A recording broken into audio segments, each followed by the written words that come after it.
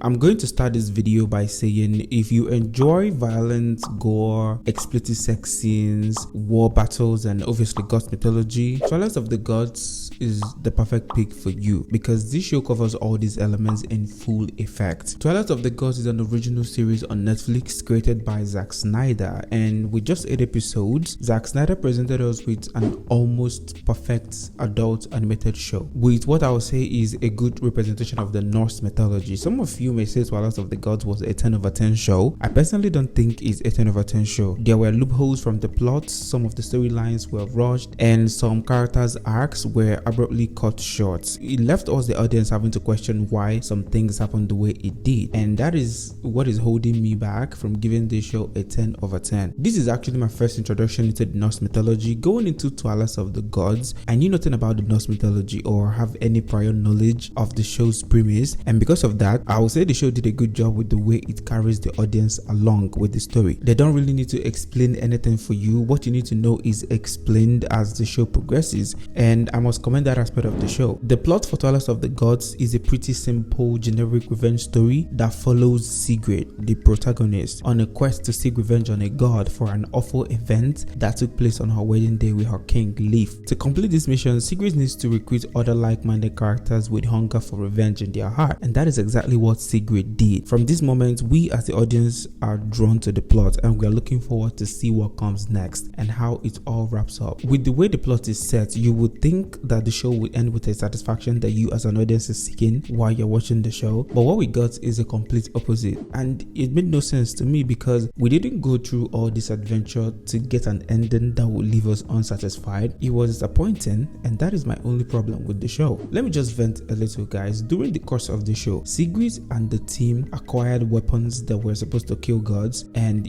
anyone bearing the weapons are not supposed to make it to Valhalla. Valhalla is like the show's version of heaven, yet we didn't get to see the characters use these weapons for what it was meant for. Instead, the characters end up with different outcomes from what you would expect as an audience. Plot twist makes you juicier and more exciting, but the twist in Twilight of the Gods ending was rather annoying than mind-blowing because we didn't get the satisfaction of a plot twist. Rather, it left us looking like, what?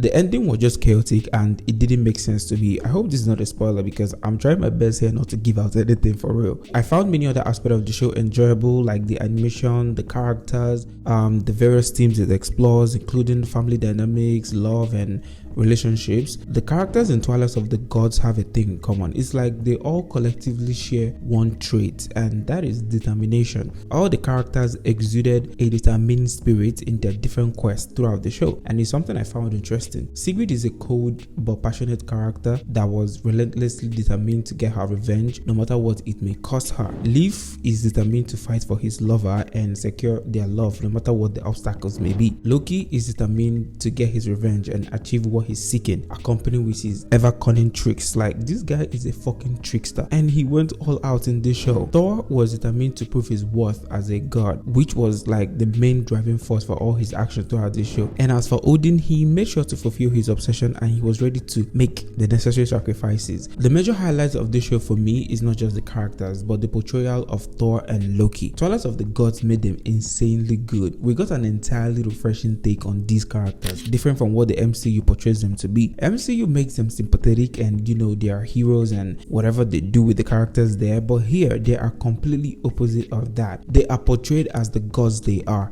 and they have different motives. Loki often gets to be a villain in most of his MCU appearances, but here we got a humanized side of this character, which I really appreciated. And Thor had a refreshing take as well. I saw a comment that says that this Thor definitely has no place in the Avengers mansion, and that was funny as fuck because bro, this Thor is brutal and it feels right. Like, this is how I believe Thor should have been portrayed in the MCU as well. Thor and Loki's character development in this show is one for the book. Another aspect I like about the characters in this show is that Twilight of the Gods doesn't shy away in eliminating characters when necessary. Like, it's something I found admirable. Although some of the characters' deaths were undeserving due to their incomplete story arc, if you ask me, the animation and the world building of Twilight of the Gods is really appealing to look at. The world building is well detailed, and I like the use of different colors to showcase different moods and scenarios. A standout example of this was during Sigrid's wedding. It was yellowish and bright at first, showcasing celebration and joy, but when things took a dark tone, everything turns moody, and the color shifted to a pale moody blue.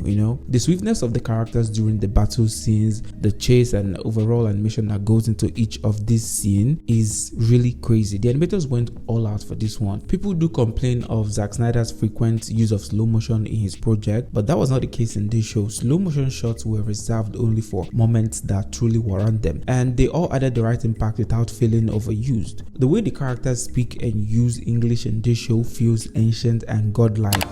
Do your thoughts laugh with him? Yes. You really have to listen closely, otherwise you might miss out on understanding most of their conversations. I found myself rewinding most of the time to properly grasp what they mean with each sentences. The voice actors did amazing. Pillar Asbeck voicing Thor, I hope I got the name right, was a great choice. He killed it. Like, he was able to bring out that god persona from Thor. Same thing goes to Patterson Joseph, who voiced Loki, and Xavier Hooks, who voiced Sigrid as well. In fact, all the voice casting matched with the characters and they all felt in place. Zack Snyder went all out with the sex scenes, and to me, that is what it means to tag a show adult animation. Twilight of the Gods is strictly for a mature audience. Like, you can't have your kids watching this show, not just because of the sex scenes, but also because of the intense violence as well. The way the sex scenes are depicted feels appropriate to me. It didn't feel like they were trying to push an agenda or doing too much. I saw some comments where peeps were complaining about the sex scenes, saying they kind of like overused it and all that, and I'm like, this is kind of what you expect in a world like Twilight of the Gods.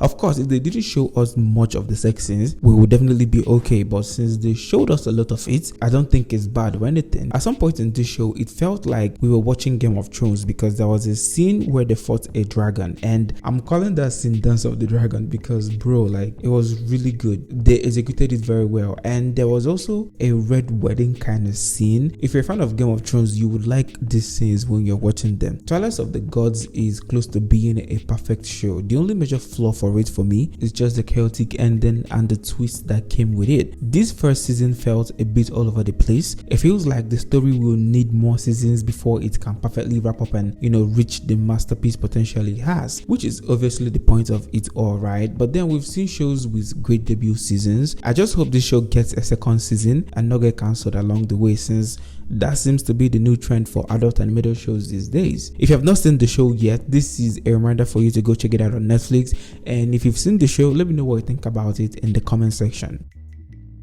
If you made it to this level of the video, you are the real MVP. I appreciate you watching my videos. Please don't forget to like the video because it definitely helps it reach more people, and while you are at it, you might as well subscribe to the channel, guys. I have more videos on the way. I'll see you guys in my next one. I'm out of here.